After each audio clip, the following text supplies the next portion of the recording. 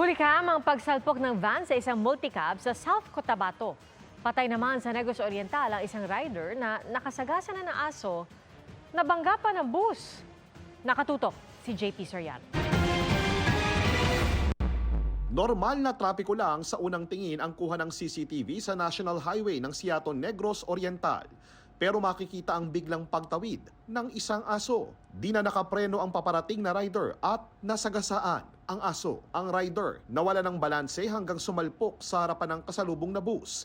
Dead on arrival sa ospital ng 37 years old na rider. Ayon sa pulisya, normal naman ang patakbo ng bus. Pero napunta sa linya ng bus ang motorsiklo nang mawala ng kontrol ang rider. Sinusubukan pa naming makuha ang panig ng bus driver na sumuko sa mga pulis at nakadetain ngayon sa Siaton Police Station.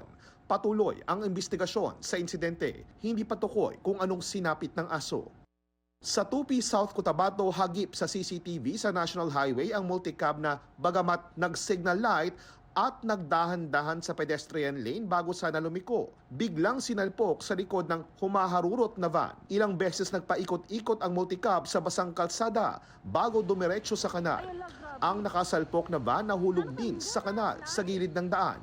Nagtamo ng minor injuries ang driver ng van at isa nitong pasahero. Nagtamo naman ng mga galos ang driver na nag-iisang sakay ng multicab. Hawak na ng Tupi Police ang driver ng van at ang dalawang sasakyang sangkot habang iniimbestigahan ang disgrasya.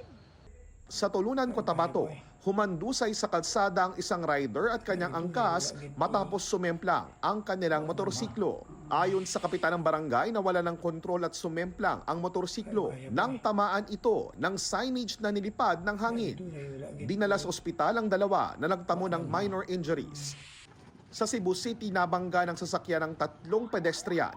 Ang driver aminadong nakainom sa isang birthday party at nakaidlip.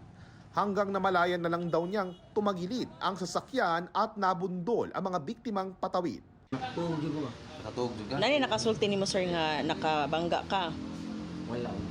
Nasa kustodiya na ng mga pulis ang nakabanggang driver habang nagpapagaling na sa ospital ang mga biktima.